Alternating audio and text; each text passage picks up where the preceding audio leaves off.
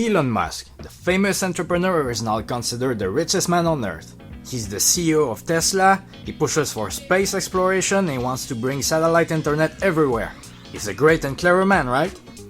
I'd say his best ability, and worse, his PR stunts. His programs SpaceX, Starlink, and Tesla aren't as good as you think, and the guy has made some exceedingly dumb remarks and proposals over the years. Now, there are pretty good videos on him already that talk about his history, his career, his constant lying, but I have my own focus. I'll begin with the biggest piece of my video and the one I find the most interesting, SpaceX. At the end of 2020, Musk received an Alex Springer Prize, which is an award to those who show innovation, influence culture, and assume responsibilities to society. So already this prize is worth as much as Oscars. Musk took the time to announce he would land humans on Mars by 2026, or even 2024. A few years before that, he said he would send his Crew Dragon capsule to the Red Planet in 2018, and now he's predicting that there will be a colony of 1 million people by 2060. And for that, he is pioneering reusable rockets. How cool is that? Truth is, it's one of the worst projects you can think of, and what he proposes to achieve it is just plain dumb. To travel to Mars, you need the right position relative to Earth, and it would still take 6 months to get there. Then you have to wait another year for the right configuration, and then another 6 months to get back. So 2 years altogether in space. To get to Mars, you would need 2 medics in case one is incapacitated, enough supplies for 2 years or a hydroponic farm, enough air, water, recycling, anti-radiation plating, and enough space for sleeping and exercising. You need to maintain and repair your vehicle and be able to transport a capsule to land on the planet. So you need a big space station like the ISS or the one we see in the movie The Martian. The ISS took several years to make and cost $150 billion. Still, it can't move and has to be resupplied constantly, and it's mostly protected from solar radiation by the Earth. Here you need engines with enough fuel to brake while arriving on Mars and reaccelerate to leave. Now, all of this is possible with engineering, but the problem is it would be enormous, bulky, costly, and you cannot have limited space for 6 months traveling because your crew would kill each other. Now, what does SpaceX propose? About 18 people in a rocket with a small crew compartment. Oh boy. Let's say each person eats 500 grams of food per day, you need 7 tons, and without the water. Where does the exercise space fit in this, and storage for maintenance pieces and 18 spacesuits? When by miracle they didn't kill each other in such a confined space and they get to Mars? What do they do for a year? The truth is, Mars is one horribly inhospitable place. There is no magnetic field, so in a couple of months astronauts would get radiation doses amounting to NASA's regulation lifetime maximum. And if you don't want everyone to get leukemia, the solution proposed is to bury the shelters. Firstly, it would take excavating equipment, and second, people would get crazy in the life of neon lights. Mars gets about 43% of the sunlight we get on Earth, so solar panels would be much less effective and they would always get dusty. And I'm talking about Martian dust. It's a very fine dust that sticks to everything because it's electrostatic and it breaks electronics. That's why the rovers break all the time, by the way. Oh, and the dust is toxic for humans, and because it would stick to the suits, the crew would get exposed to it for a year. Back to energy. See how many solar panels it takes for 6 crew members about the ISS? See what I'm getting at? Otherwise, the Martian core isn't hot enough for geothermal energy, and the wind is so weak that turbines wouldn't quite work either. So the solution is nuclear batteries, the same found in spaceships, more radiation. So all of this would cost enormous amounts, and for what? There are no valuable resources to extract there, and there will never be a profitable way to get them back. There is no ideological competition to get to Mars like for the Moon.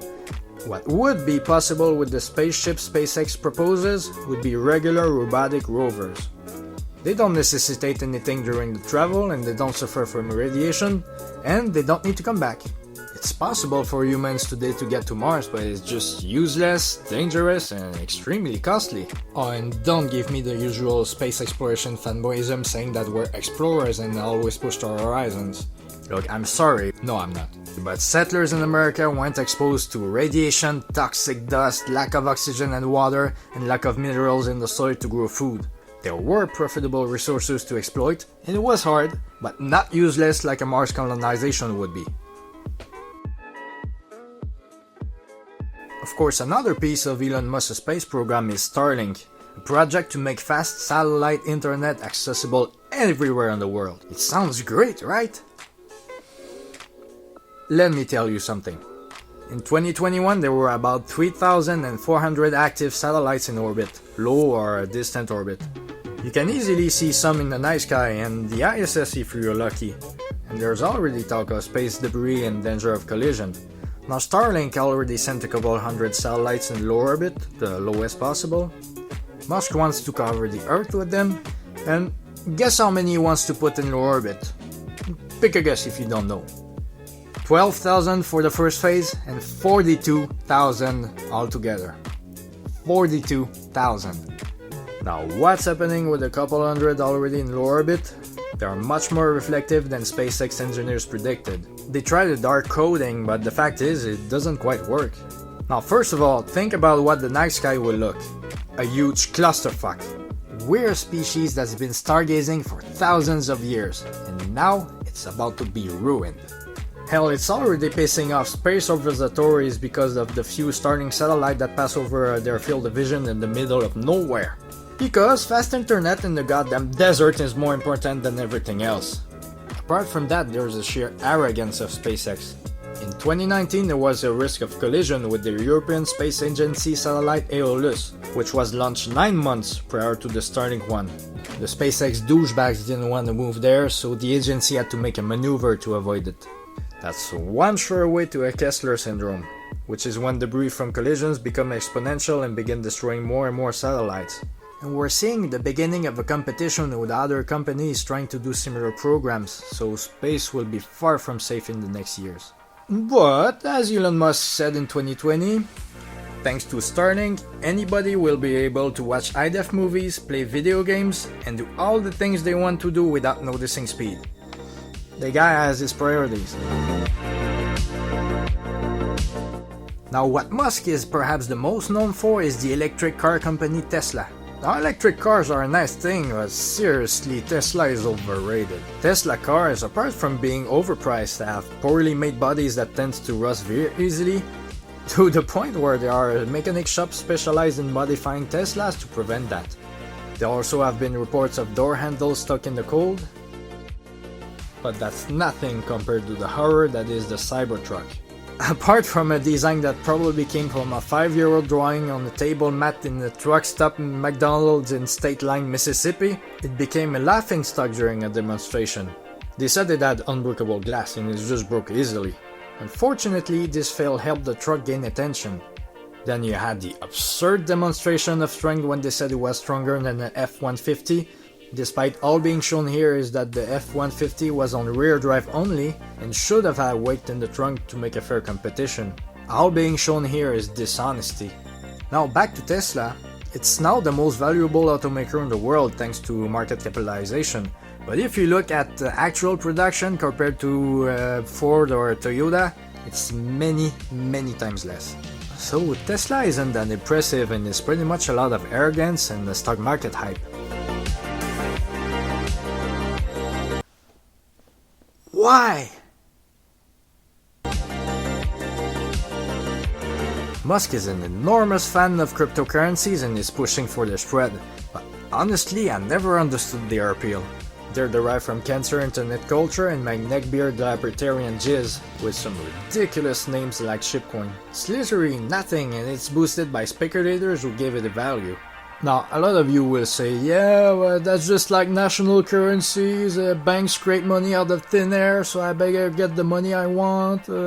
Now, this has already been answered by many, and it would take a full video to explain it. Here, cryptocurrencies are extremely volatile, and since monetary adjustment to prevent economic crisis won't apply to them, their spread as a means of payment could be a threat. Their value on the stock market is just a hype that feeds on itself and is based on nothing. I remember once, a tweet from Musk made Bitcoin drop by 10%. And apart from all this, the man has made a whole lot of idiotic declarations. He calls to remove all government subsidies, despite the fact that he received billions from multiple countries for his company. He proposed neurochips. I'm sorry, but no. Just no. He called himself the techno king of Tesla. He said that COVID was just like a cold and that hydroxychloroquine was a remedy. Then he goes on to brag about his fortune, saying that since Warren Buffett is less rich than him, he should buy Tesla stocks.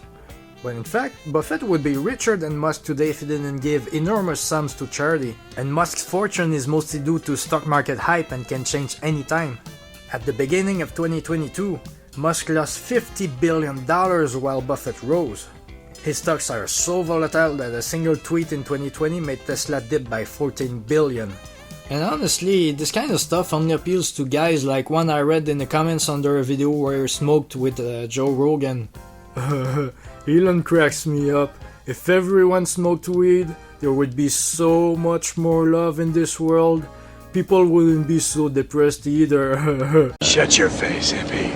The hype around him comes from fanboys of loudmouth entrepreneurs who get successful and suddenly become symbols of wisdom. Now, I'm not saying he never made anything good.